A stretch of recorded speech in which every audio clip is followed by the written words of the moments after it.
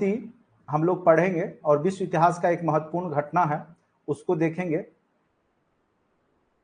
Share हो रहा है, स्क्रीन शेयर हो रहा है,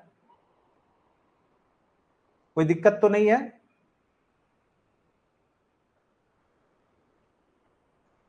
चलिए, रूस की क्रांति को अच्छे से हम लोग देख लेंगे, थोड़ा सा तेजी से करेंगे, उसके बाद ऑब्जेक्टिव फिर हम लोग डिजिटल बोर्ड के माध्यम से कर लेंगे, ठीक है। तो रूस की क्रांति 1917 ईस्वी की रूसी क्रांति रूस में वर्षों से चली आ रही निरंकुश एवं स्वेच्छाचारी शासन का ही परिणाम था, जिसने रूसी जनता को क्रांति हेतु प्रेरित कर दिया था, ठीक है। तो क्या कारण थे रूस की क्रांति का, वो देखेंगे। तो सबसे पहला कारण था वहां का निरंकुश राजतंत्र एवं स्वेच्छाचारी शासक, वो मनमानी करता था, तो उस कारण से वहां का जो शासक निरंकुश एवं स्वेच्छाचारी था, तो वह भी एक प्रमुख कारण था। दूसरा, सामाजिक आर्थिक विषमता, समाज में बहुत ज्यादा विषमता व्याप्त थी। उसके बाद तीसरा, किसानों की बहुत ही दयनीय स्थिति थी, श्रमिकों की दशा भी अच्छी नहीं थी, और साथ साथ उस समय तक कार्ल मार्क्स और अनेक समाजवादी विचारधारक आ चुके थे, जिन्होंने अपनी विचार के माध्यम से लोगों को प्रभावित कर दिया था।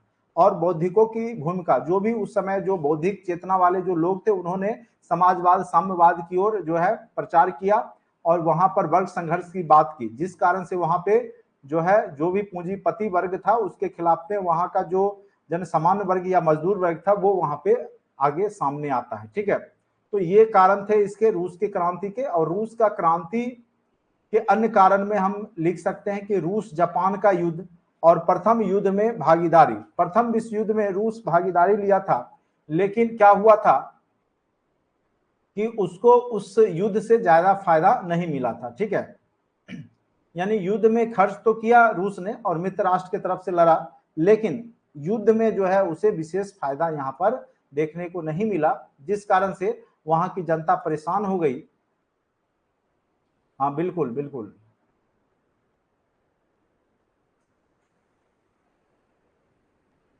निरंकुश राजतंत्र, रूस में निरंकुश एवं देवीय सिद्धांत पर आधारित शासन था। यानी वहां का राजा अपने आप को देवीय सिद्धांत पे आधारित बताता था, और नौकरशाही एवं जो वंशानुगत एवं भ्रष्ट थी। जार निकोलस प्रथम के समय यह निरंकुशता अपनी चरम अवस्था में थी, जिस कारण जनता ने इसका विरोध किया, ठीक है। तो उस समय वहां का राजा कौन था? तो जार निकोलस प्रथम, ये याद रखिएगा, जो कि बहुत ज्यादा निरंकुश था। वहां के राजा को जार कहा जाता था, और रूस के राजा को क्या कहा जाता था? जार कहा जाता था। सामाजिक आर्थिक विषमता के तहत फ्रांस की भांति रूसी समाज भी विभिन्न वर्गों में बटा था। एक विशेषाधिकार वर्ग था और एक अधिकार विहीन, जिसके पास किसी भी प्रकार का अधिकार नहीं था, वो वर्ग था।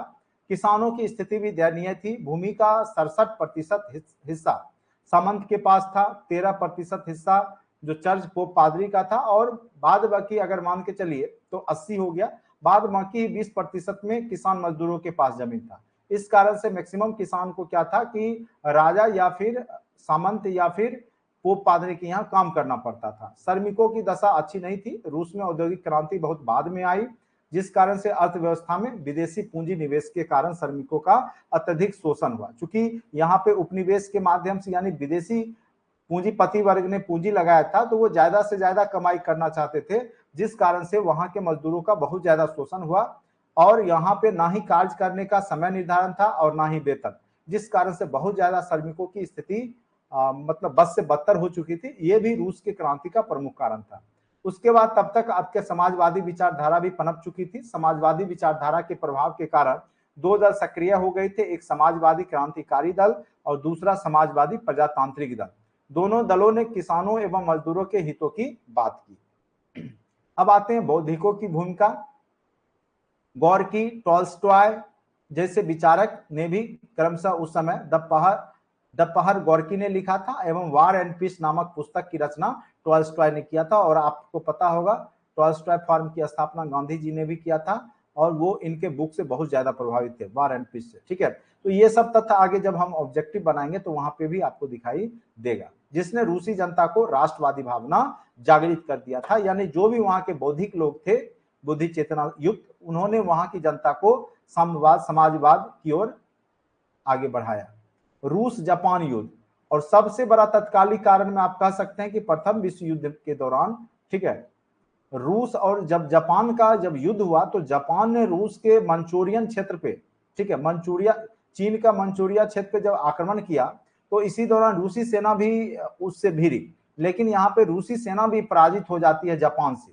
तो जिससे कि जापान की प्रतिष्ठा को बहुत आघात पहुंचा, चूंकि एक छोटा सा देश, एक कह सकते हैं एक चूहा एक शेर को हरा दिया। रूस एक बहुत बड़ा देश है और उसके सामने में ये जापान बहुत छोटा सा देश है। जब एक छोटा सा जापान ने चीन और रूस को हरा दिया तो वहां के लोग जो है राजा के खिलाफ, जार के खिलाफ और भी ज्यादा यहाँ पे आक्रोशित हुए कि एक छोटा सा देश को भी हम लोग पराजित नहीं कर सके, ठीक है। जिससे वहां की जनता में राजा के प्रति जो है नकारात्मक भावना पैदा किया। तो ये भी बहुत बड़ा कारण था रूस जापान युद्ध में रूस की हार। सामाजिक, आर्थिक एवं सैनिक स्तर पर कमजोरी को दूर करने के लिए जनता ने एक प्रतिनिधि सदन ड्यूमा की मांग की। अपनी मांग को लेकर एक शांतिपूर्ण जुलूस निकाला, लेकिन जार ने उस पर क्या की, गोलियां चलवा दी, जिससे जनता बहुत ज्यादा उग्र हो गई, ठीक है। उसके बाद आते हैं प्रथम विश्व युद्ध में जब रूस भागीदारी लिया तो रूस ने साम्राज्यवादी लाभ लेने हेतु मित्र राष्ट्र के पक्ष में प्रथम विश्व युद्ध में भागीदारी की, किंतु इस युद्ध से रूस को कुछ भी हाथ नहीं लगा। उल्टे क्या हुआ कि 1916-17 में रूस में भीषण अकाल हो गया, यानी युद्ध में भाग भी लिया, मित्र राष्ट्र जीता भी, फिर भी इसको कुछ हाथ नहीं लगा और उल्टे यहाँ पे खाद्यान्न संकट, अकाल हो गया, जिससे जनता और आकर्षित हुई और रूस की क्रांति स्टार्ट हो गई। अगर चरण को देखें तो रूस की क्रांति 1905 की क्रांति से ही स्टार्ट हो चुका था। 1905 में ही 9 जनवरी 1905 को रूसी श्रमिक का जत्था अपने बीवी बच्चों के साथ जार को ज्ञापन सौंपने निकला। चूंकि उस समय बहुत ही दयनीय स्थिति थी, इन लोगों को भोजन तक नहीं मिल रहा था, कपड़े तक नहीं मिल रहे थे, ठीक है। तो किंतु सेंट पीटर्सबर्ग में उन पर क्या कर दिया गया, गोलियां चला दी गई और इस घटना को इतिहास में खूनी रविवार की घटना कहा जाता है। तो 9 जनवरी 1905 को याद रखिएगा, खूनी रविवार की घटना घटित होती है जिसने पूरे रूस को हिला करके रख दिया। क्योंकि यहाँ पे जो निकोलस रहता है, उसने, जो राजा यहाँ का जार रहता है, उसने यहाँ पे निहत्थे लोगों पे गोलियां चला दी और बहुत सारे लोग यहाँ मारे गए, ठीक है। तो जार को समझौता है तो विवश होना पड़ा लास्ट में और अक्टूबर में घोषणा पत्र तैयार किया गया जिसमें ड्यूमा को शामिल करने की बात की गई। लेकिन आगे चल करके फिर जार क्या हो गया, अपने बात से मुकर जाता है और जनता को परेशानियां जो रहती है वो ज्यों का त्यों बनी रहती है। तो जिस कारण से आगे फिर न कभी तो आंदोलन होना ही था, देर सवेर दूसरी क्रांति होनी थी जो 1917 में हुई। यानी 1905 के बाद दूसरी बार लोग वहां पे सशक्त हुए जार के खिलाफ, तो 1917 में।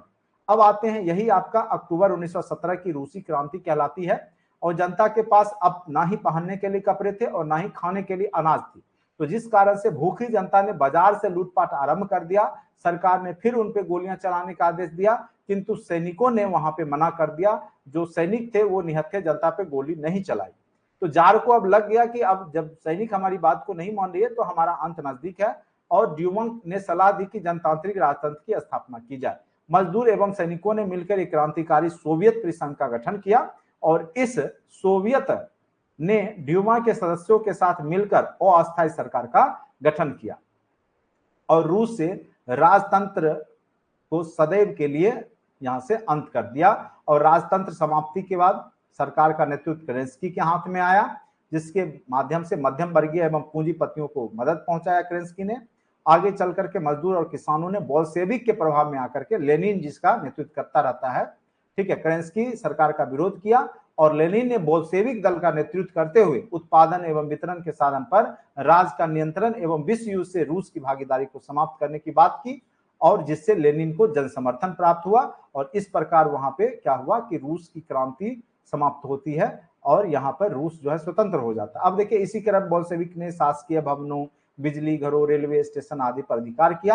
अंत तक केरेंस्की को त्याग पत्र देना पड़ता और लेनिन के नेतृत्व में वहां पे जन मंत्रिमंडल का गठन हुआ, जिसका सभापति लेनिन एवं युद्ध मंत्री ट्राटस्की था, ठीक है। ट्राटस्की और लेनिन ये दोनों रूस की क्रांति से ही जुड़े हुए हैं। तो लास्ट में आपका सभापति, जन मंत्रिमंडल वहां बनता है, उसका सभापति लेनिन और युद्ध मंत्री कौन थे, ट्राटस्की, ये याद रखना है। परिणाम क्या हुआ, निरंकुश राजतंत्र की समाप्ति। जर्मनी के साथ जो है बेस्ट लिटोवस्क की संधि की गई और प्रथम विश्व युद्ध से जो है यहाँ पर रूस अलग हो गया। पूंजीवाद की भावना का विरोध यहाँ पर रूस के द्वारा किया गया और आज भी आप देखिएगा अमेरिका और रूस में विरोधाभास रहता ही है, तभी से है।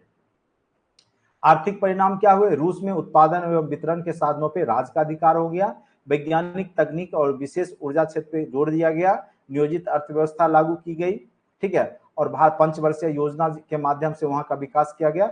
और आपको पता होगा कि भारत ने भी पंचवर्षीय योजना का जो कार्यक्रम लाया है वो रूस के ही कह सकते हैं कि संविधान या वहां के जो भी अर्थव्यवस्था वहां से लिया है। सामाजिक परिणाम, समाजवादी विचारधारा का पूरे विश्व में प्रसार हुआ, निजी संपत्ति की अवधारणा समाप्त हो गई, धार्मिक संरचनाओं का अंत हो गया, वर्ग विवेक समाज शिक्षा का प्रसार हुआ, 16 वर्ष की आयु तक अनिवार्य एवं निःशुल्क शिक्षा सर्वप्रथम वहीं पे लागू की गई रूस में। प्रत्येक व्यक्ति को कार्य देना राज का कर्तव्य बनाया गया और समाज में भेदभाव एवं असमानता समाप्त हुई और लैंगिक विभेद भी समाप्त हुआ, महिलाओं को भी आगे बढ़ने में यहाँ पर अवसर मिला। उसके बाद वैश्विक स्तर पर सर्वहारा वर्ग जो एक मजदूर वर्ग है, ठीक है, उसके लिए यहाँ क्रांति हेतु प्रेरित किया इसने, इस आंदोलन ने।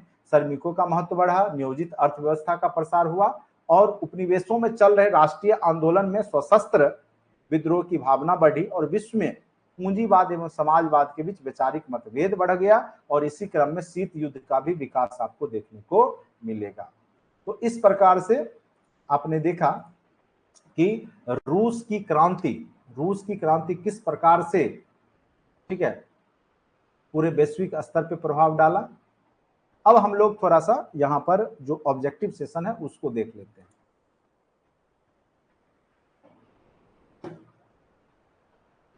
यहां तक उम्मीद करते हैं कि आप लोग को समझ आ गया होगा।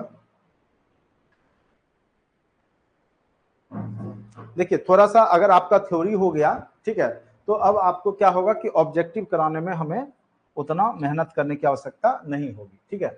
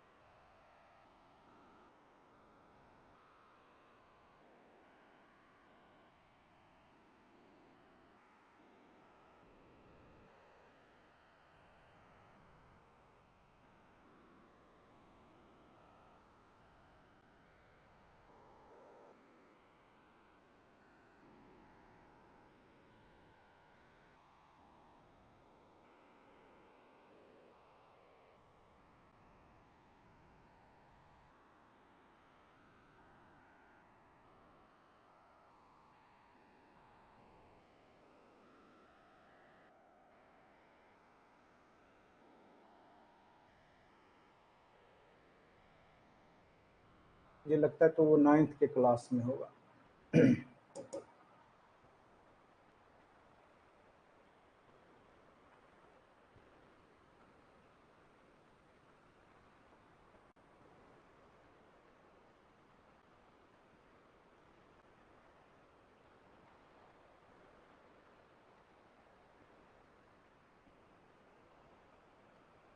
यहीं से समाजवाद एवं साम्यवाद, ठीक है,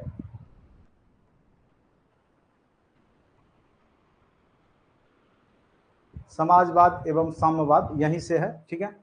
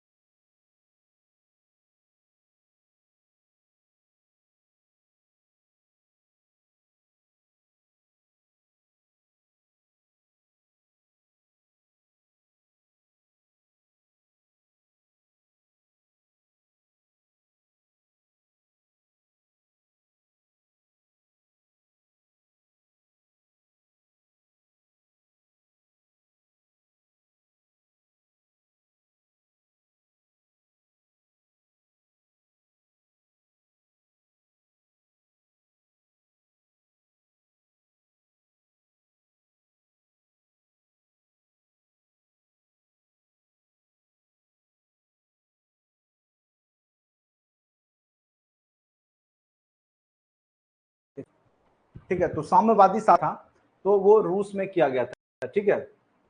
साम्यवादी शासन का पहला प्रयोग कहाँ किया गया था, तो नहीं किया गया था। थोड़ा सा पिछले क्वेश्चन पे भी आ जाते हैं, म्यूट हो गया था, ठीक है। चलिए, रूस के सम्राट जो है जार किसको कहा जाता था, तो रूस के सम्राट को कहा जाता था। और रूस में कृषक दास प्रथा का अंत कब हुआ, 1861 ईस्वी में, ठीक है। तो रूस में जो है वहां के सम्राट को ही जार कहा जाता था। और कार्ल मार्क्स का जन्म कहाँ हुआ था, थे जर्मनी का, लेकिन सबसे पहला इन्होंने जो साम्यवादी विचारधारा लाई, तो सबसे पहले इसका प्रयोग जो है, आवाज नहीं जा रहा है क्या, आवाज आ रहा है ना, वो म्यूट हो गया था। अब तो साउंड जा रहा होगा।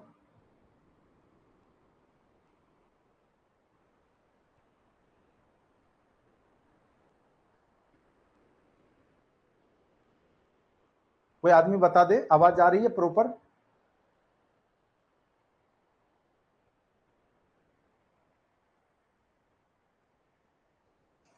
चलिए, तो यहाँ पे याद रखिएगा, कार्ल मार्क्स का जन्म कहाँ हुआ था, अति महत्वपूर्ण है, जर्मनी के थे कार्ल मार्क्स, दास कैपिटल इन्होंने लिखा है। और खास करके वर्ग संघर्ष की बात ये कहते थे, पूंजीपति और मजदूरों के बीच में संघर्ष की बात जो है यहाँ पर इन्होंने ही शुरुआत किया था, कार्ल मार्क्स ने, ठीक है।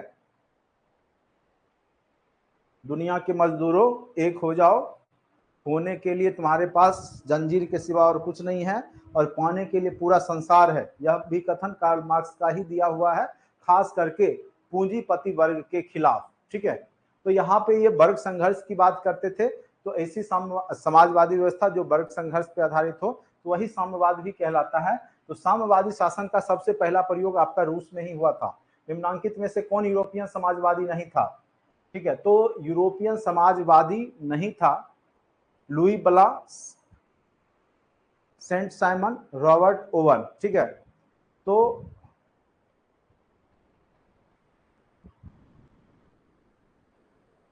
यूरोपियन समाजवादी नहीं था, ये मिस्टेक है, मुझे लगता है इसका लुई बला होना चाहिए।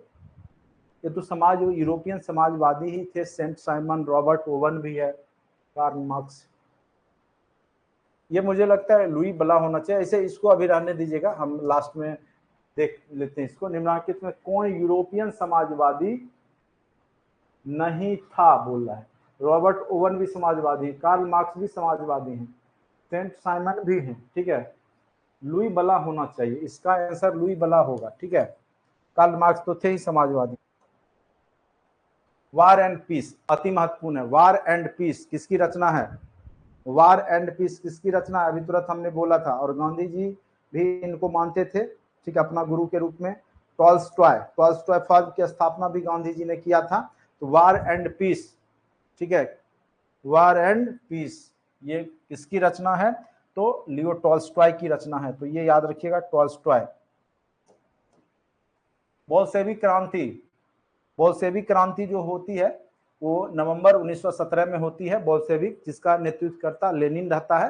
केरेंस्की की सरकार को हटा करके यहाँ पे बोल्शेविकों ने वहां पे आंदोलन किया, जो कि केरेंस्की की जो सरकार थी वो मध्यम वर्ग और पूंजीपति वर्ग के समर्थन से मिलकर बना था, जिसमें मजदूर वर्ग और बुजुर्गा वर्ग था, उसको ज्यादा यहाँ पर कह सकते हैं कि हेल्प नहीं मिल रहा था। तो उसने जो है बोल्शेविक क्रांति यहाँ पर लेनिन के नेतृत्व में किया, जो भी मजदूर वर्ग था। तो यहाँ पे याद रखिएगा, बोल्शेविक क्रांति कब हुई थी, तो नवंबर 1917 में रूस में। लाल सेना का गठन किसने किया था, तो स्टालिन। ये सब रूस से ही जुड़े हुए हैं, स्टालिन याद रखिएगा। लेनिन की मृत्यु कब हो गई, 1924 ईस्वी में। लेनिन कब मर गया, तो 1924 ईस्वी में। अति महत्वपूर्ण है ये सब सारा क्वेश्चन।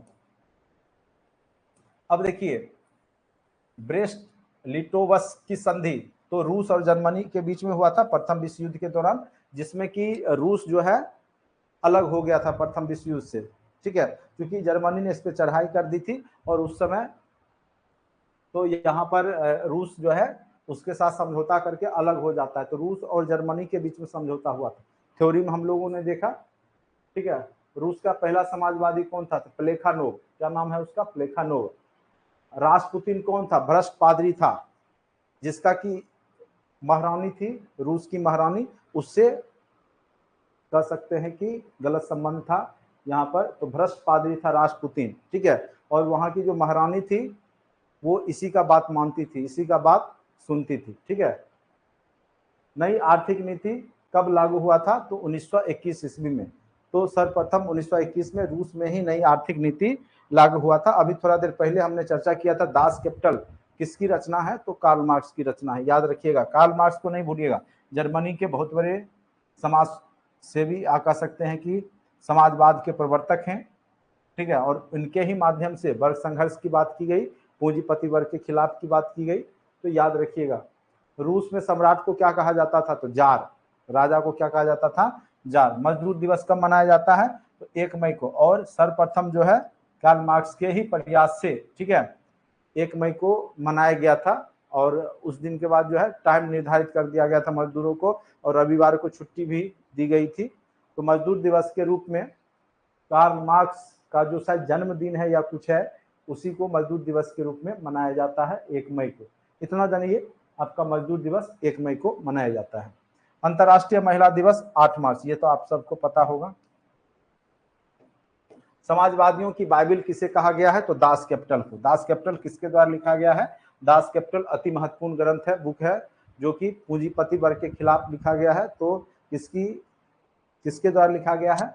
कार्ल मार्क्स के द्वारा। किसके द्वारा लिखा गया है? तो कार्ल मार्क्स के द्वारा, ये याद रखिएगा। कार्ल मार्क्स ने किसके साथ मिलकर के कम्युनिस्ट की घोषणा पत्र प्रकाशित किया था? एंजिल्स के साथ मिलकर के। एंजिल्स, ऐसे इसका पिताजी एंजिल्स का था, एक बहुत बड़ा पूंजीपति ही था, लेकिन इसने अपने पिता का भी विरोध किया था एंजिल्स ने, ये इनका प्रिय मित्र भी था। तो कार्ल मार्क्स ने किसके साथ मिलकर कम्युनिस्ट की घोषणा पत्र तैयार की थी? एंजिल्स के साथ। जार निकोलस द्वितीय की पत्नी जरीना किस देश की राजकुमारी थी? तो जर्मनी की जो जार निकोलस द्वितीय थी, इसी की पत्नी जो थी जरीना, जो कि रासपुतीन नामक भ्रष्ट पादरी से इसका नाता था, संबंध था, तो जर्मनी की थी, ठीक है। पत्नी जरीना कहाँ की थी? तो जर्मनी की थी। साम्यवादी घोषणा पत्र के लेखक याद रखिएगा, एंजल्स और आपका कार्ल मार्क्स। कार्ल मार्क्स और एंजल्स, ठीक है। एंगल्स लिखा हुआ, एंजल्स होना चाहिए, जो होना चाहिए, ठीक है, एंजल्स, ठीक है। तो ये दोनों मिलकर के साम्यवादी घोषणा पत्र लिखा था, अति महत्वपूर्ण है। निम्नलिखित में से किसे साम्यवाद के संस्थापक के रूप में माना जाता है? ठीक है, संस्थापक के रूप में कार्ल मार्क्स ही होना चाहिए। लेनिन तो इसका संस्कार मार्क्स साम्यवाद के संस्थापक के रूप में, थोड़ा सा एक बार मैं इसको कंफर्म कर लूं, ऐसे मुझे लगता है इसका आंसर कार्ल मार्क्स ही होना चाहिए, ठीक है।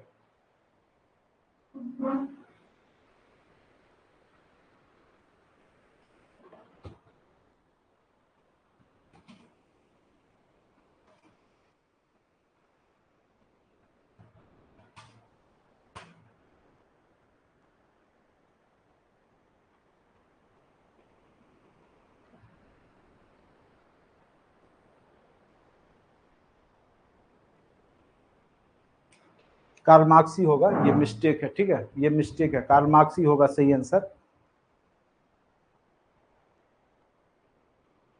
ये टाइपिंग मिस्टेक है यहाँ पे,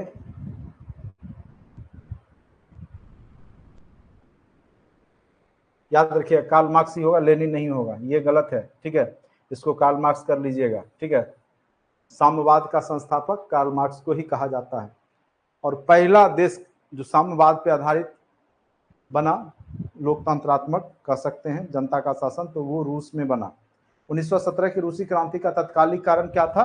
तो हमने बताया था, प्रथम विश्व युद्ध में रूस की पराजय, ठीक है, प्रथम विश्व युद्ध में रूस की पराजय इसका सबसे पहला तत्कालिक कारण था, ठीक है।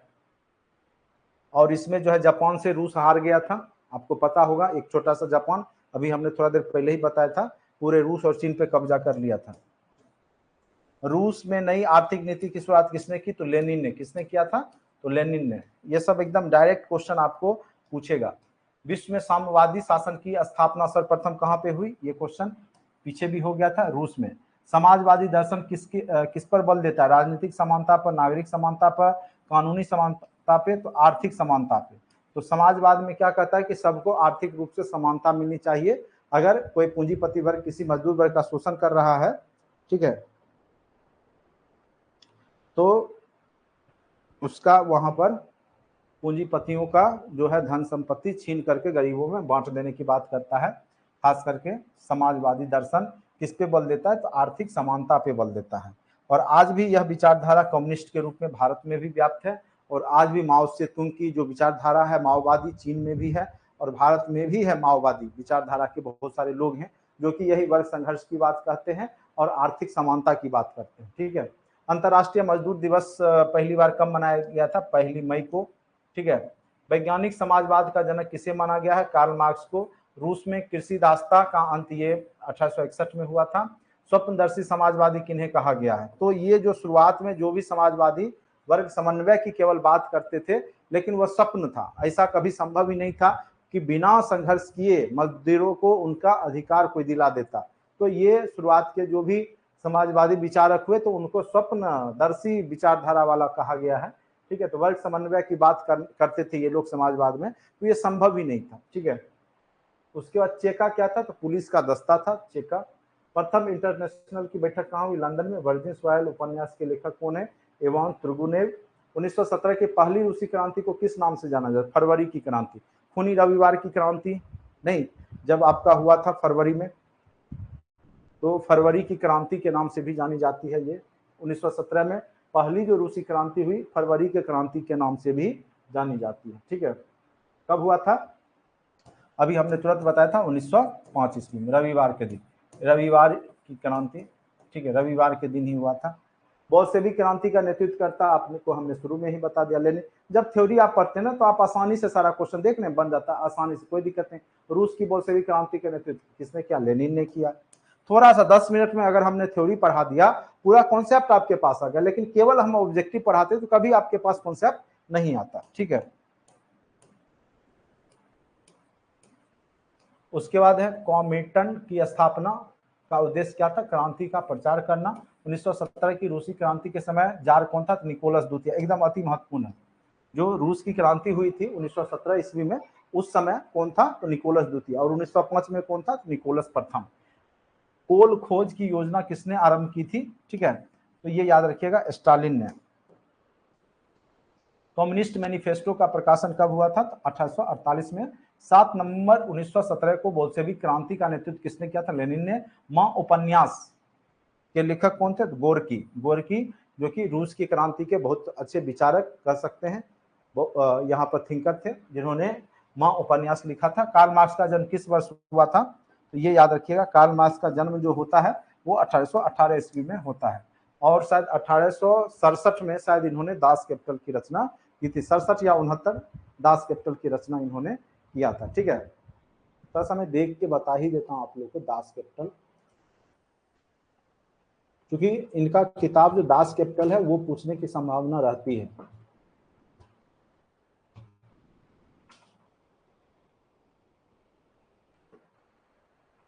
अठारह बिल्कुल हम सही थे। ठीक है। 1867 में ही दास कैपिटल की रचना किया गया था कार्ल मार्क्स के द्वारा। ठीक है।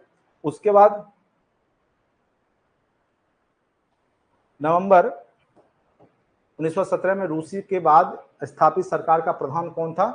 तो 1917 में स्टालिन। लेनिन। 1917 नवंबर रूसी क्रांति के बाद स्थापित सरकार का प्रधान कौन था? Lenin, Stalin, Plekhanov. ठीक है। तो इसका आंसर इसमें से इनमें से कोई नहीं। अभी हमने थ्योरी पढ़ा था। ठीक है। तो 1917 में केरेंस्की बना था। ठीक है। उसके बाद ये बोल्शेविक क्रांति। तो यहाँ पर जो है इनमें से कोई नहीं हो जाएगा। केरेंस्की के नेतृत्व में शुरुआत में सरकार बनी थी। समाजवाद शब्द का प्रयोग कब हुआ था सर्वप्रथम? तो 1827 ईस्वी में हुआ था। चार्टिस्ट आंदोलन कहाँ हुआ था? तो ब्रिटेन में हुआ था। लेनिन ने ब्रेस्ट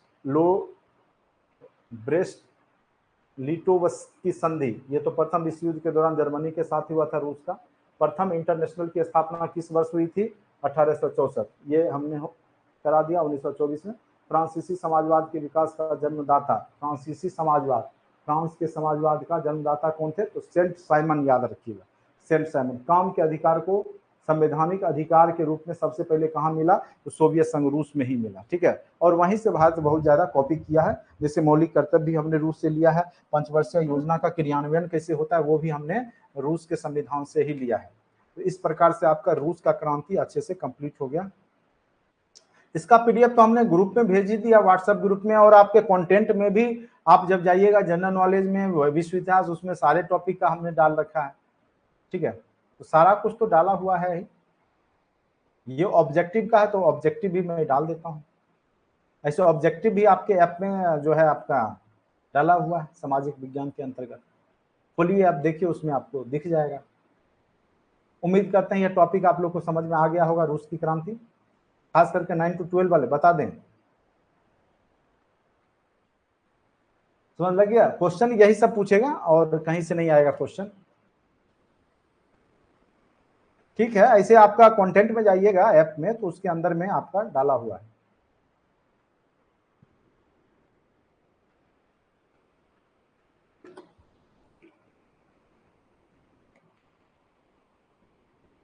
देखिए, थोड़ा बहुत हम अगर थ्योरी से व्हाट्सएप ग्रुप में नहीं है तो ग्रुप में जुड़ जाइए। मेरा नंबर जो है 7070634348 पर व्हाट्सएप कीजिए, हम आपको जोड़ देंगे नाम लिख करके।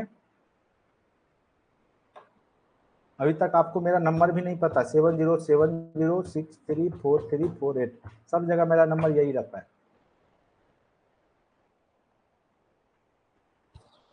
हाँ, ये सब जो 10+2 वाले हैं ना, ये सोशल साइंस के लिए अभी का क्लास जो हुआ है वो सोशल साइंस वालों के लिए। कंप्यूटर वाले परेशान मत हो, इसमें आपका नहीं पूछेगा, यहाँ से कोई क्वेश्चन नहीं पूछेगा आपका। ये केवल सामाजिक विज्ञान वालों के लिए है, सोशल साइंस जिनका सब्जेक्ट है 9th-10th में जो पढ़ रहे हैं उनके लिए। ज्योग्राफी का ऑलरेडी कंप्लीट वीडियो हमने डाल रखा है कंटेंट में, उसको भी देखिए, देख लीजिए।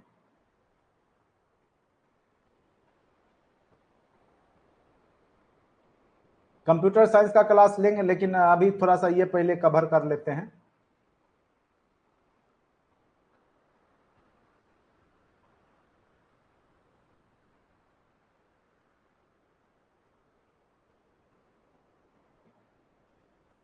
अभी देखिए, क्लियर नहीं किया, हो सकता है आपके 2 सब्जेक्ट से ही प्रश्न पूछे जाए। ठीक है, हाँ, 4:30 बजे से होगा। 4:30 बजे से है तो 4:40 तक आपका स्टार्ट करेंगे आज। ठीक है, 10 मिनट डिले चलेगा आज, इतना ही अभी रहने देते हैं। ठीक, ओके।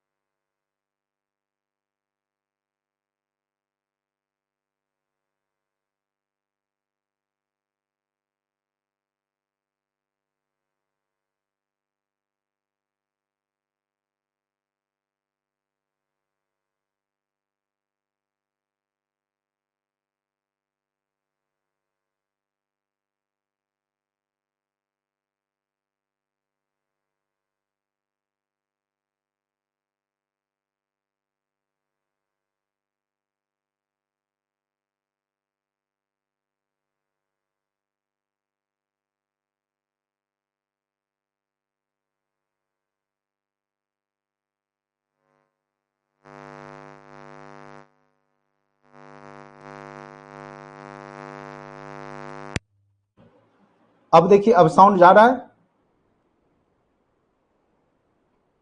आप लोग को साउंड जा रहा है?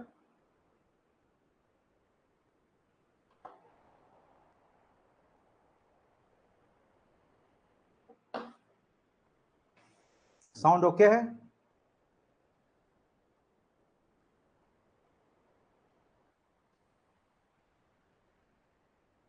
चलिए, मैं बोल रहा था कि आज का जो क्लास है वो अभी सोशल साइंस, सामाजिक विज्ञान, जिनका 9 to 12 है उनके लिए स्पेशल है। अगर 1 to 5 वाले देखना चाहते तो देख सकते हैं, नहीं देखने की इच्छा है तो मत देखें, ठीक है। 1 to 5 का जो सिलेबस में आपका वर्ल्ड हिस्ट्री का जो टॉपिक है वो मैं अभी करवाने जाऊंगा। तो इसमें हम लोग क्या करेंगे कि अभी हम लोग जो भी हम आपको नोट्स शेयर करेंगे तो वो चूंकि हैंड रिटन नोट्स है, तो उसको हम अगर डिजिटल बोर्ड पे लाएंगे तो वो उतना स्पष्ट आपको दिखाई नहीं देगा। इसलिए हम अभी आपको हम अपना स्क्रीन शेयर करेंगे और स्क्रीन शेयर के माध्यम से, ठीक है, हम आपको अभी पढ़ाएंगे।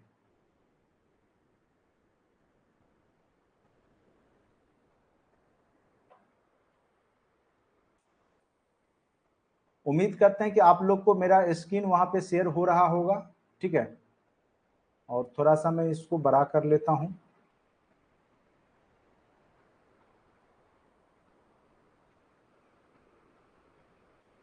एक सेकेंड रुक जाए।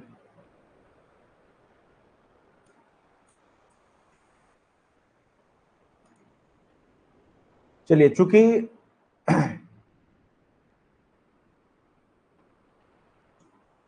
सबसे पहले बता दे स्क्रीन शेयर हो रहा है?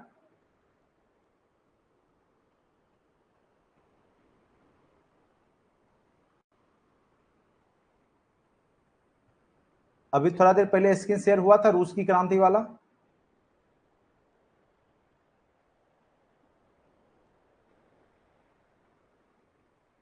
चलिए,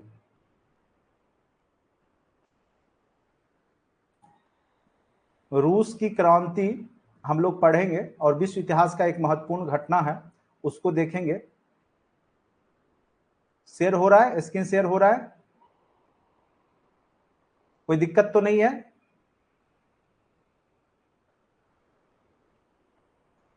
चलिए, रूस की क्रांति को अच्छे से हम लोग देख लेंगे, थोड़ा सा तेजी से करेंगे, उसके बाद ऑब्जेक्टिव फिर हम लोग डिजिटल बोर्ड के माध्यम से कर लेंगे, ठीक है। तो रूस की क्रांति 1917 ईस्वी की रूसी क्रांति रूस में वर्षों से चली आ रही निरंकुश एवं स्वेच्छाचारी शासन का ही परिणाम था, जिसने रूसी जनता को क्रांति हेतु प्रेरित कर दिया था, ठीक है।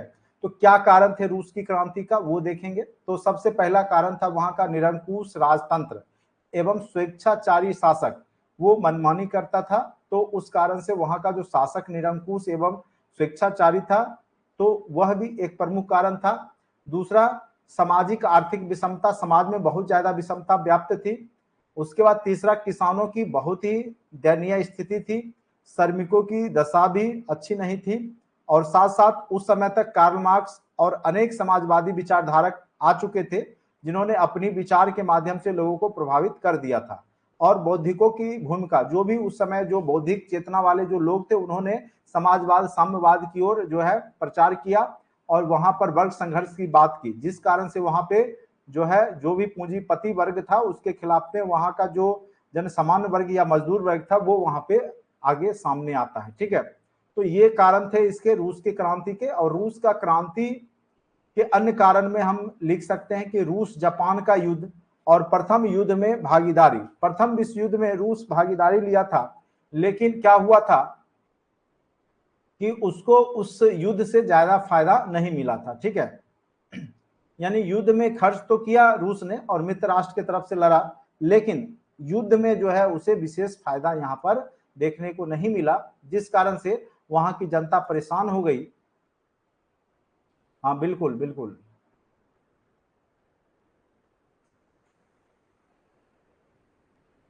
निरंकुश राजतंत्र, रूस में निरंकुश एवं देवीय सिद्धांत पर आधारित शासन था, यानी वहां का राजा अपने आप को देवीय सिद्धांत पे आधारित बताता था, और नौकरशाही एवं जो वंशानुगत एवं भ्रष्ट थी। जार निकोलस प्रथम के समय यह निरंकुशता अपनी चरम अवस्था में थी, जिस कारण जनता ने इसका विरोध किया, ठीक है। तो उस समय वहां का राजा कौन था, तो जार निकोलस प्रथम, ये याद रखिएगा, जो कि बहुत ज्यादा निरंकुश था। वहां के राजा को जार कहा जाता था, और रूस के राजा को क्या कहा जाता था, जार कहा जाता था। सामाजिक आर्थिक विषमता के तहत फ्रांस की भांति रूसी समाज भी विभिन्न वर्गों में बटा था। एक विशेषाधिकार वर्ग था और एक अधिकार विहीन, जिसके पास किसी भी प्रकार का अधिकार नहीं था, वो वर्ग था।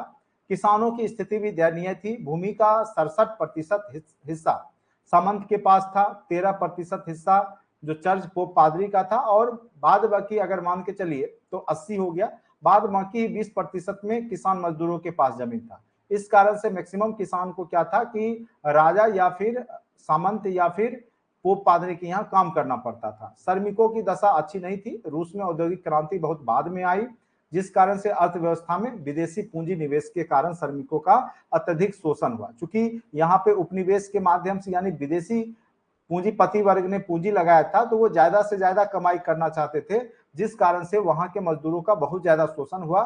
और यहाँ पे ना ही कार्य करने का समय निर्धारण था और ना ही वेतन, जिस कारण से बहुत ज्यादा श्रमिकों की स्थिति मतलब बस से बदतर हो चुकी थी। ये भी रूस की क्रांति का प्रमुख कारण था। उसके बाद तब तक आपके समाजवादी विचारधारा भी पनप चुकी थी। समाजवादी विचारधारा के प्रभाव के कारण दो दल सक्रिय हो गए थे, एक समाजवादी क्रांतिकारी दल और दूसरा समाजवादी प्रजातांत्रिक दल। दोनों दलों ने किसानों एवं मजदूरों के हितों की बात की। अब आते हैं बौद्धिकों की भूमिका। गोर्की, टॉल्स्टॉय जैसे विचारक ने भी क्रमशः उस समय द पहर गोर्की ने लिखा था, एवं वार एंड पीस नामक पुस्तक की रचना टॉल्स्टॉय ने किया था। और आपको पता होगा टॉल्स्टॉय फार्म की स्थापना गांधी जी ने भी किया था, और वो इनके बुक से बहुत ज्यादा प्रभावित थे, वार एंड पीस से, ठीक है। तो ये सब तथ्य आगे जब हम ऑब्जेक्टिव बनाएंगे तो वहां पे भी आपको दिखाई देगा, जिसने रूसी जनता को राष्ट्रवादी भावना जागृत कर दिया था। यानी जो भी वहां के बौद्धिक लोग थे, बुद्धि चेतना युक्त, उन्होंने वहां की जनता को साम्यवाद समाजवाद की ओर आगे बढ़ाया। रूस जापान युद्ध, और सबसे बड़ा तत्कालिक कारण में आप कह सकते हैं कि प्रथम विश्व युद्ध के दौरान, ठीक है, रूस और जब जापान का जब युद्ध हुआ तो जापान ने रूस के मंचूरियन क्षेत्र पे, ठीक है, मंचूरिया चीन का मंचूरिया क्षेत्र पे जब आक्रमण किया, तो इसी दौरान रूसी सेना भी उससे भिड़ी। लेकिन यहाँ पे रूसी सेना भी पराजित हो जाती है जापान से, तो जिससे कि जापान की प्रतिष्ठा को बहुत आघात पहुंचा, चूंकि एक छोटा सा देश, एक कह सकते हैं एक चूहा एक शेर को हरा दिया। रूस एक बहुत बड़ा देश है और उसके सामने में ये जापान बहुत छोटा सा देश है। जब एक छोटा सा जापान ने चीन और रूस को हरा दिया तो वहां के लोग जो है राजा के खिलाफ, जार के खिलाफ और भी ज्यादा यहाँ पे आक्रोशित हुए कि एक छोटा सा देश को भी हम लोग पराजित नहीं कर सके, ठीक है। जिससे वहां की जनता में राजा के प्रति जो है नकारात्मक भावना पैदा किया। तो ये भी बहुत बड़ा कारण था रूस जापान युद्ध में रूस की हार। सामाजिक, आर्थिक एवं सैनिक स्तर पर कमजोरी को दूर करने के लिए जनता ने एक प्रतिनिधि सदन ड्यूमा की मांग की। अपनी मांग को लेकर एक शांतिपूर्ण जुलूस निकाला, लेकिन जार ने उस पर क्या की, गोलियां चलवा दी, जिससे जनता बहुत ज्यादा उग्र हो गई, ठीक है। उसके बाद आते हैं प्रथम विश्व युद्ध में जब रूस भागीदारी लिया तो रूस ने साम्राज्यवादी लाभ लेने हेतु मित्र राष्ट्र के पक्ष में प्रथम विश्व युद्ध में भागीदारी की, किंतु इस युद्ध से रूस को कुछ भी हाथ नहीं लगा। उल्टे क्या हुआ कि 1916-17 में रूस में भीषण अकाल हो गया, यानी युद्ध में भाग भी लिया, मित्र राष्ट्र जीता भी, फिर भी इसको कुछ हाथ नहीं लगा और उल्टे यहाँ पे खाद्यान्न संकट, अकाल हो गया, जिससे जनता और आकर्षित हुई और रूस की क्रांति स्टार्ट हो गई। अगर चरण को देखें तो रूस की क्रांति 1905 की क्रांति से ही स्टार्ट हो चुका था। 1905 में ही 9 जनवरी 1905 को रूसी श्रमिक का जत्था अपने बीवी बच्चों के साथ जार को ज्ञापन सौंपने निकला। चूंकि उस समय बहुत ही दयनीय स्थिति थी, इन लोगों को भोजन तक नहीं मिल रहा था, कपड़े तक नहीं मिल रहे थे, ठीक है। तो किंतु सेंट पीटर्सबर्ग में उन पर क्या कर दिया गया, गोलियां चला दी गई और इस घटना को इतिहास में खूनी रविवार की घटना कहा जाता है। तो 9 जनवरी 1905 को याद रखिएगा, खूनी रविवार की घटना घटित होती है जिसने पूरे रूस को हिला करके रख दिया। क्योंकि यहाँ पे जो निकोलस रहता है, उसने, जो राजा यहाँ का जार रहता है, उसने यहाँ पे निहत्थे लोगों पे गोलियां चला दी और बहुत सारे लोग यहाँ मारे गए, ठीक है। तो जार को समझौता है तो विवश होना पड़ा लास्ट में और अक्टूबर में घोषणा पत्र तैयार किया गया जिसमें ड्यूमा को शामिल करने की बात की गई। लेकिन आगे चल करके फिर जार क्या हो गया, अपने बात से मुकर जाता है और जनता को परेशानियां जो रहती है वो ज्यों का त्यों बनी रहती है। तो जिस कारण से आगे फिर न कभी तो आंदोलन होना ही था, देर सवेर दूसरी क्रांति होनी थी जो 1917 में हुई। यानी 1905 के बाद दूसरी बार लोग वहां पे सशक्त हुए जार के खिलाफ, तो 1917 में। अब आते हैं, यही आपका अक्टूबर 1917 की रूसी क्रांति कहलाती है और जनता के पास अब ना ही पहनने के लिए कपड़े थे और ना ही खाने के लिए अनाज थी। तो जिस कारण से भूखी जनता ने बाजार से लूटपाट आरंभ कर दिया। सरकार ने फिर उन पे गोलियां चलाने का आदेश दिया, किंतु सैनिकों ने वहां पे मना कर दिया। जो सैनिक थे वो निहत्थे जनता पे गोली नहीं चलाई। तो जार को अब लग गया कि अब जब सैनिक हमारी बात को नहीं मान रही है तो हमारा अंत नजदीक है और ड्यूमा ने सलाह दी कि जनतांत्रिक राजतंत्र की स्थापना की जाए।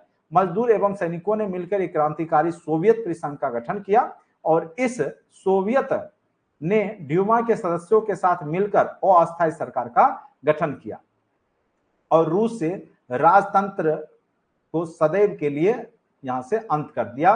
और राजतंत्र समाप्ति के बाद सरकार का नेतृत्व केरेंस्की के हाथ में आया, जिसके माध्यम से मध्यम वर्गीय एवं पूंजीपतियों को मदद पहुंचाया केरेंस्की ने। आगे चल करके मजदूर और किसानों ने बोल्शेविक के प्रभाव में आकर के, लेनिन जिसका नेतृत्व करता रहता है, ठीक है, केरेंस्की सरकार का विरोध किया और लेनिन ने बोल्शेविक दल का नेतृत्व करते हुए उत्पादन एवं वितरण के साधन पर राज का नियंत्रण एवं विश्व युद्ध से रूस की भागीदारी को समाप्त करने की बात की और जिससे लेनिन को जन समर्थन प्राप्त हुआ और इस प्रकार वहां पे क्या हुआ कि रूस की क्रांति समाप्त होती है और यहाँ पर रूस जो है स्वतंत्र हो जाता है। अब देखिए, इसी क्रम बोल्शेविक ने शासकीय भवनों, बिजली घरों, रेलवे स्टेशन आदि पर अधिकार किया।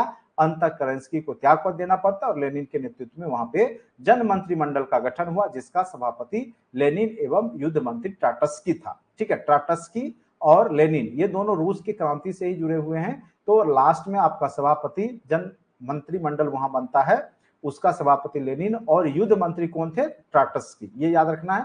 परिणाम क्या हुआ, निरंकुश राजतंत्र की समाप्ति। जर्मनी के साथ जो है वेस्ट लिटोवस्क की संधि की गई और प्रथम विश्व युद्ध से जो है यहाँ पर रूस अलग हो गया।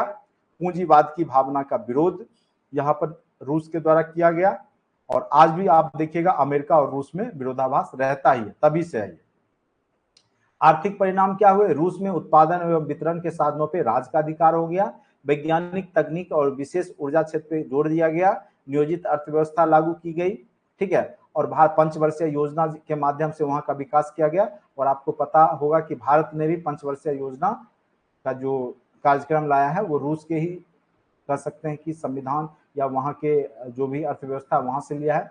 सामाजिक परिणाम, समाजवादी विचारधारा का पूरे विश्व में प्रसार हुआ, निजी संपत्ति की अवधारणा समाप्त हो गई, धार्मिक संरचनाओं का अंत हो गया, वर्ग विवेक समाज शिक्षा का प्रसार हुआ, 16 वर्ष की आयु तक अनिवार्य एवं निःशुल्क शिक्षा सर्वप्रथम वहीं पे लागू की गई रूस में। प्रत्येक व्यक्ति को कार्य देना राज्य का कर्तव्य बनाया गया और समाज में भेदभाव एवं असमानता समाप्त हुई और लैंगिक विभेद भी समाप्त हुआ, महिलाओं को भी आगे बढ़ने में यहाँ पर अवसर मिला। उसके बाद वैश्विक स्तर पे सर्वहारा वर्ग जो एक मजदूर वर्ग है, ठीक है, उसके लिए यहाँ क्रांति हेतु प्रेरित किया इसने, इस आंदोलन ने।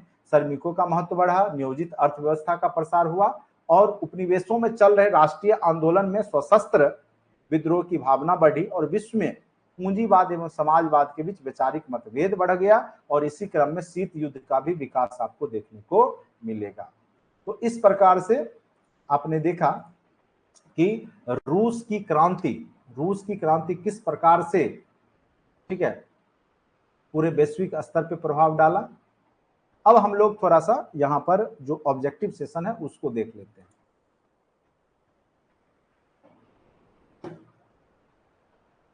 यहां तक उम्मीद करते हैं कि आप लोग को समझ आ गया होगा। देखिए, थोड़ा सा अगर आपका थ्योरी हो गया, ठीक है, तो अब आपको क्या होगा कि ऑब्जेक्टिव कराने में हमें उतना मेहनत करने की आवश्यकता नहीं होगी, ठीक है।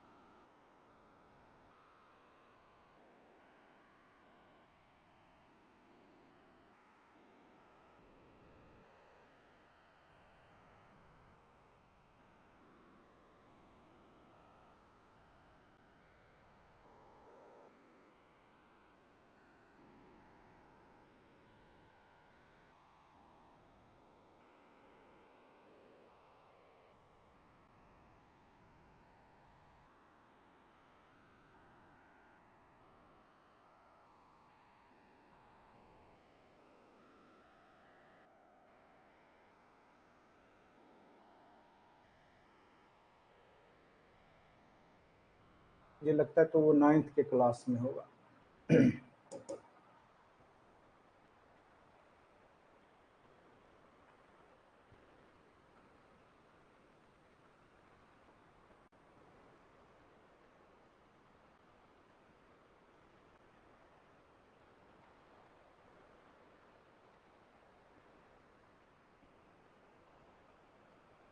यहीं से समाजवाद एवं साम्यवाद, ठीक है,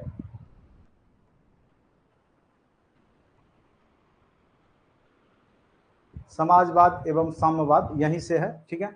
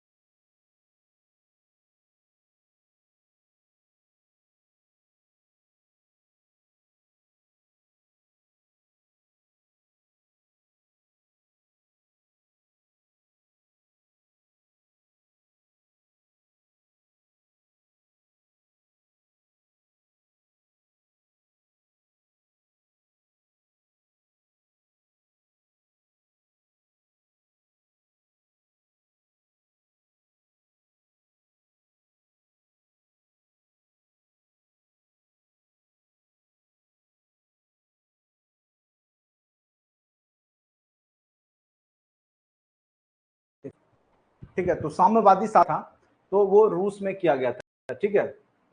साम्यवादी शासन का पहला प्रयोग कहाँ किया गया था, तो नहीं किया गया था। थोड़ा सा पिछले क्वेश्चन पे भी आ जाते हैं, म्यूट हो गया था, ठीक है।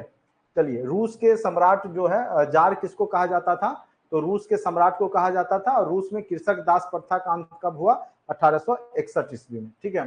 तो रूस में जो है वहां के सम्राट को ही जार कहा जाता था। और कार्ल मार्क्स का जन्म कहाँ हुआ था, थे जर्मनी का, लेकिन सबसे पहला इन्होंने जो साम्यवादी विचारधारा लाई, तो सबसे पहले इसका प्रयोग जो है, आवाज नहीं जा रहा है क्या, आवाज आ रहा है ना, वो म्यूट हो गया था। अब तो साउंड जा रहा होगा।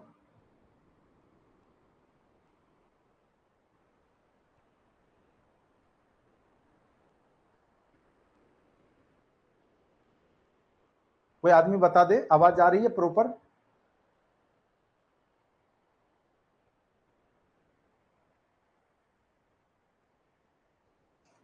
चलिए, तो यहाँ पे याद रखिएगा, कार्ल मार्क्स का जन्म कहाँ हुआ था, अति महत्वपूर्ण है, जर्मनी के थे कार्ल मार्क्स, दास कैपिटल इन्होंने लिखा है। और खास करके वर्ग संघर्ष की बात ये कहते थे, पूंजीपति और मजदूरों के बीच में संघर्ष की बात जो है यहाँ पर इन्होंने ही शुरुआत किया था, कार्ल मार्क्स ने, ठीक है। दुनिया के मजदूरों एक हो जाओ, होने के लिए तुम्हारे पास जंजीर के सिवा और कुछ नहीं है, और पाने के लिए पूरा संसार है। यह भी कथन कार्ल मार्क्स का ही दिया हुआ है, खास करके पूंजीपति वर्ग के खिलाफ, ठीक है। तो यहाँ पे ये वर्ग संघर्ष की बात करते थे। तो ऐसी समाजवादी व्यवस्था जो वर्ग संघर्ष पे आधारित हो, तो वही साम्यवाद भी कहलाता है। तो साम्यवादी शासन का सबसे पहला प्रयोग आपका रूस में ही हुआ था। निम्नांकित में से कौन यूरोपियन समाजवादी नहीं था, ठीक है। तो यूरोपियन समाजवादी नहीं था लुई बला, सेंट साइमन, रॉबर्ट ओवन, ठीक है। तो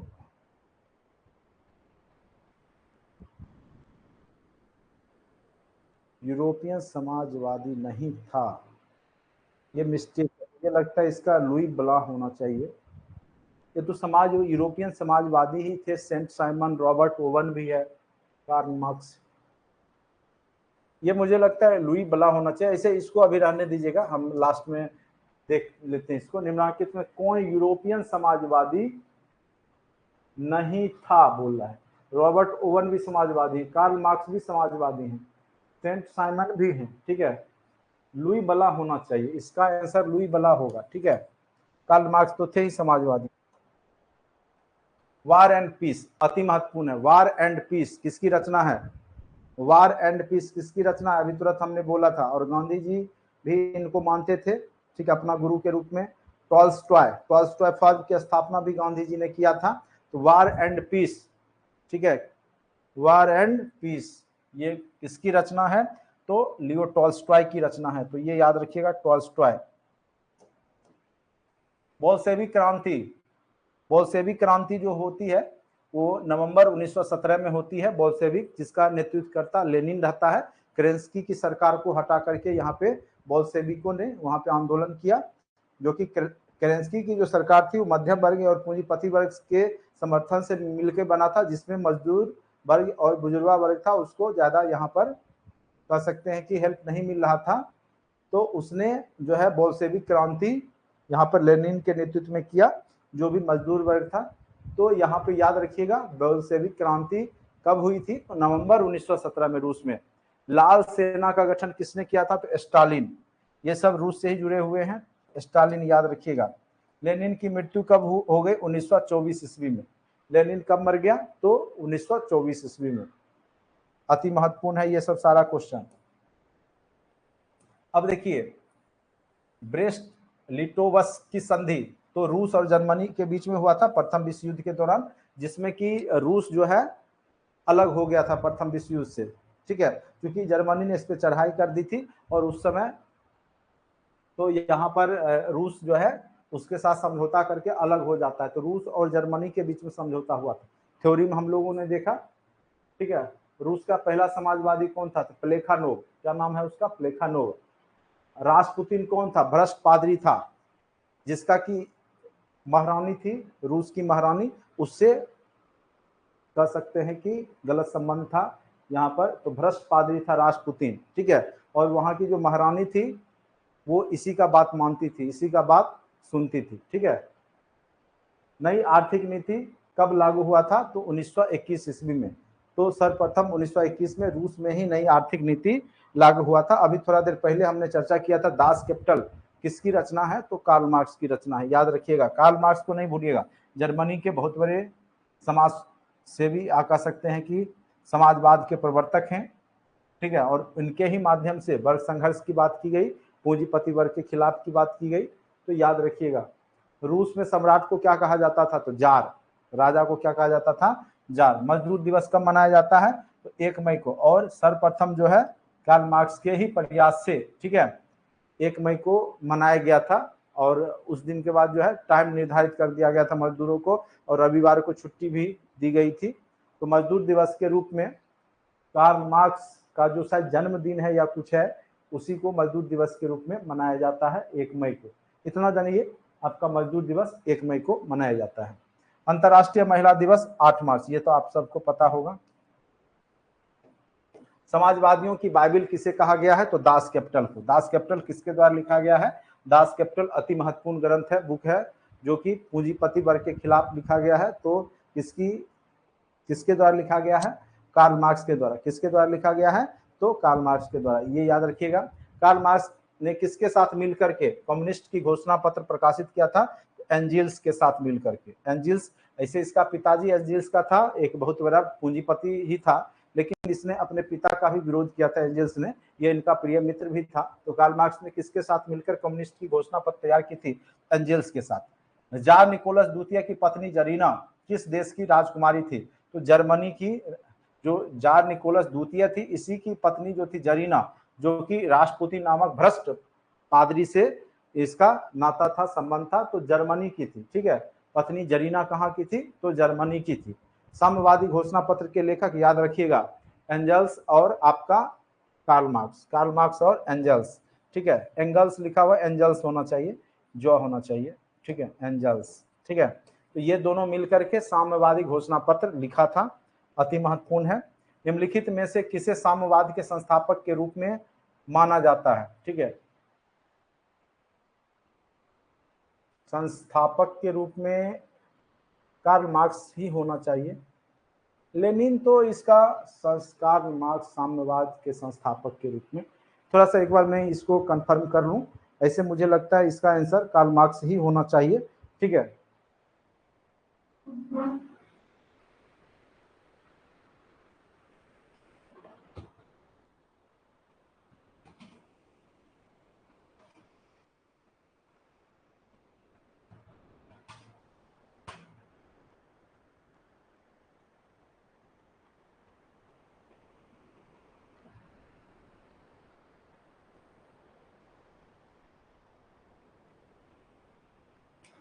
कार्ल मार्क्स ही होगा, ये मिस्टेक है, ठीक है, ये मिस्टेक है, कार्ल मार्क्स ही होगा सही आंसर। ये टाइपिंग मिस्टेक है यहाँ पे।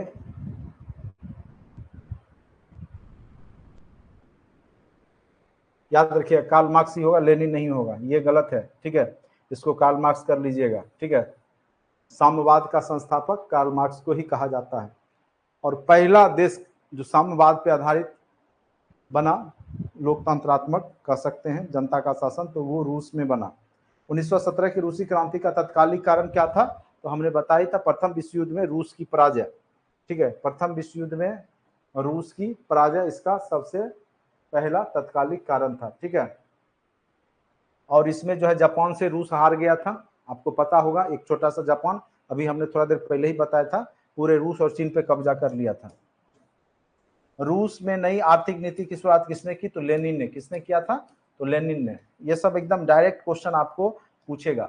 विश्व में साम्यवादी शासन की स्थापना सर्वप्रथम कहां पे हुई? ये क्वेश्चन पीछे भी हो गया था, रूस में। समाजवादी दर्शन किस पर बल देता है? राजनीतिक समानता पर, नागरिक समानता पर, कानूनी समानता पे, तो आर्थिक समानता पे। तो समाजवाद में क्या कहता है कि सबको आर्थिक रूप से समानता मिलनी चाहिए। अगर कोई पूंजीपति वर्ग किसी मजदूर वर्ग का शोषण कर रहा है, ठीक है, तो उसका वहां पर पूंजीपतियों का जो है धन संपत्ति छीन करके गरीबों में बांट देने की बात करता है। खास करके समाजवादी दर्शन किस पे बल देता है, तो आर्थिक समानता पे बल देता है। और आज भी यह विचारधारा कम्युनिस्ट के रूप में भारत में भी व्याप्त है, और आज भी माओ से तुंग की जो विचारधारा है माओवादी चीन में भी है और भारत में भी है। माओवादी विचारधारा के बहुत सारे लोग हैं जो कि यही वर्ग संघर्ष की बात कहते हैं और आर्थिक समानता की बात करते हैं। ठीक है। अंतर्राष्ट्रीय मजदूर दिवस पहली बार कब मनाया गया था? 1 मई को। ठीक है। वैज्ञानिक समाजवाद का जनक किसे माना गया है? कार्ल मार्क्स को। रूस में कृषि दासता का अंत ये 1861 में हुआ था। स्वप्नदर्शी समाजवादी किन्हें कहा गया है? तो ये जो शुरुआत में जो भी समाजवादी वर्ग समन्वय की केवल बात करते थे, लेकिन वह स्वप्न था। ऐसा कभी संभव ही नहीं था कि बिना संघर्ष किए मजदूरों को उनका अधिकार कोई दिला देता। तो ये शुरुआत के जो भी समाजवादी विचारक हुए तो उनको स्वप्नदर्शी विचारधारा वाला कहा गया है। ठीक है। तो वर्ग समन्वय की बात करते थे ये लोग समाजवाद में, तो ये संभव ही नहीं था। ठीक है। उसके बाद चेका क्या था? तो पुलिस का दस्ता था चेका। प्रथम इंटरनेशनल की बैठक कहाँ हुई? लंदन में। वर्जिन सॉयल उपन्यास के लेखक कौन है? इवान तुर्गुनेव। 1917 की पहली रूसी क्रांति को किस नाम से जाना जाता? फरवरी की क्रांति। खूनी रविवार की क्रांति नहीं, जब आपका हुआ था फरवरी में, तो फरवरी की क्रांति के नाम से भी जानी जाती है ये। 1917 में पहली जो रूसी क्रांति हुई फरवरी के क्रांति के नाम से भी जानी जाती है। ठीक है। कब हुआ था? अभी हमने तुरंत बताया था 1905 ईस्वी में, रविवार के दिन, रविवार की क्रांति। ठीक है। रविवार के दिन ही हुआ था। बोल्शेविक क्रांति का नेतृत्व करता आपने को हमने शुरू में ही बता दिया। लेकिन जब थ्योरी आप पढ़ते हैं ना तो आप आसानी से सारा क्वेश्चन देखने बन जाता है, आसानी से, कोई दिक्कत नहीं। रूस की बोल्शेविक क्रांति का नेतृत्व किसने किया? लेनिन ने किया। थोड़ा सा 10 मिनट में अगर हमने थ्योरी पढ़ा दिया, पूरा कॉन्सेप्ट आपके पास आ गया। लेकिन केवल हम ऑब्जेक्टिव पढ़ाते तो कभी आपके पास कॉन्सेप्ट नहीं आता। ठीक है। उसके बाद है कॉमिटन की स्थापना का उद्देश्य क्या था? क्रांति का प्रचार करना। 1917 की रूसी क्रांति के समय जार कौन था? निकोलस द्वितीय। एकदम अति महत्वपूर्ण है। जो रूस की क्रांति हुई थी 1917 ईस्वी में, उस समय कौन था? तो निकोलस द्वितीय। और 1905 में कौन था? निकोलस प्रथम। कोल खोज की योजना किसने आरंभ की थी? ठीक है। तो ये याद रखिएगा, स्टालिन ने। कम्युनिस्ट मैनिफेस्टो का प्रकाशन कब हुआ था? तो 1848 में। 7 नवंबर 1917 को बोल्शेविक क्रांति का नेतृत्व किसने किया था? लेनिन ने। माँ उपन्यास के लेखक कौन थे? गोर्की। गोर्की जो कि रूस की क्रांति के बहुत अच्छे विचारक कह सकते हैं, यहाँ पर थिंकर थे जिन्होंने माँ उपन्यास लिखा था। कार्ल मार्क्स का जन्म किस वर्ष हुआ था? तो ये याद रखिएगा, कार्ल मार्क्स का जन्म जो होता है वो 1818 ईस्वी में होता है। और शायद 1867 में शायद इन्होंने दास कैपिटल की रचना की थी। 67 या 69 दास कैपिटल की रचना इन्होंने किया था। ठीक है। थोड़ा मैं देख के बता ही देता हूँ आप लोग को दास कैपिटल, क्योंकि इनका किताब जो दास कैपिटल है वो पूछने की संभावना रहती है।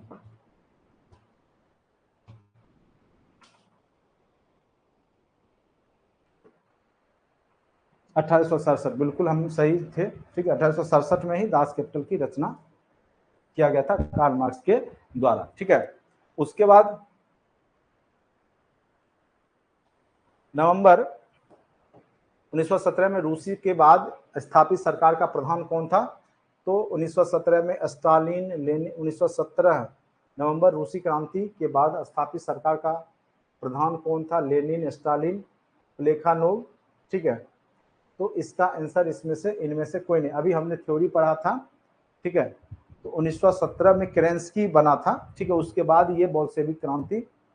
तो यहाँ पर जो है इनमें से कोई नहीं हो जाएगा। केरेंस्की के नेतृत्व में शुरुआत में सरकार बनी थी। समाजवाद शब्द का प्रयोग कब हुआ था सर्वप्रथम? तो 1827 ईस्वी में हुआ था। चार्टिस्ट आंदोलन कहाँ हुआ था? तो ब्रिटेन में हुआ था। लेनिन ने ब्रेस्ट लिटोवस्की संधि, ये तो प्रथम विश्व युद्ध के दौरान जर्मनी के साथ हुआ था रूस का। प्रथम इंटरनेशनल की स्थापना किस वर्ष हुई थी? 1864। ये हमने करा दिया 1924 में। फ्रांसीसी समाजवाद के विकास का जन्मदाता, फ्रांसीसी समाजवाद, फ्रांस के समाजवाद का जन्मदाता कौन थे? तो सेंट साइमन, याद रखिएगा, सेंट साइमन। काम के अधिकार को संवैधानिक अधिकार के रूप में सबसे पहले कहाँ मिला? तो सोवियत संघ रूस में ही मिला। ठीक है। और वहीं से भारत बहुत ज्यादा कॉपी किया है। जैसे मौलिक कर्तव्य भी हमने रूस से लिया है, पंचवर्षीय योजना का क्रियान्वयन कैसे होता है वो भी हमने रूस के संविधान से ही लिया है। तो इस प्रकार से आपका रूस का क्रांति अच्छे से कंप्लीट हो गया। इसका पीडीएफ तो हमने ग्रुप में भेज ही दिया, व्हाट्सएप ग्रुप में, और आपके कंटेंट में भी आप जब जाइएगा जनरल नॉलेज में, विश्व इतिहास, उसमें सारे टॉपिक का हमने डाल रखा है। ठीक है, तो सारा कुछ तो डाला हुआ है ही। ये ऑब्जेक्टिव का है तो ऑब्जेक्टिव भी मैं डाल देता हूँ। ऐसे ऑब्जेक्टिव भी आपके ऐप में जो है आपका डाला हुआ है सामाजिक विज्ञान के अंतर्गत। खोलिए, आप देखिए, उसमें आपको दिख जाएगा। उम्मीद करते हैं ये टॉपिक आप लोग को समझ में आ गया होगा। रूस की क्रांति, खास करके 9 to 12 वाले बता दें, समझ लग गया? क्वेश्चन यही सब पूछेगा और कहीं से नहीं आएगा क्वेश्चन। ठीक है, ऐसे आपका कंटेंट में जाइएगा ऐप में, तो उसके अंदर में आपका डाला हुआ है।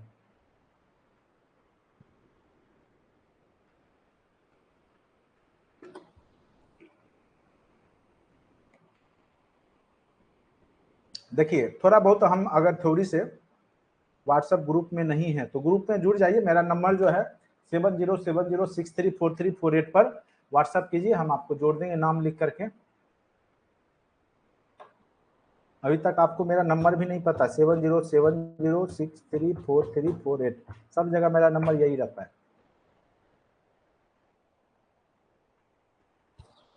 हाँ, ये सब जो 10+2 वाले हैं ना, ये सोशल साइंस के लिए अभी का क्लास जो हुआ है वो सोशल साइंस वालों के लिए। कंप्यूटर वाले परेशान मत हो, इसमें आपका नहीं पूछेगा, यहाँ से कोई क्वेश्चन नहीं पूछेगा आपका।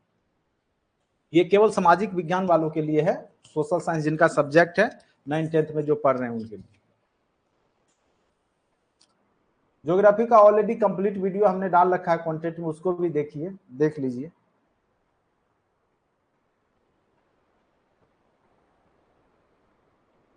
कंप्यूटर साइंस का क्लास लेंगे, लेकिन अभी थोड़ा सा ये पहले कवर कर लेते हैं।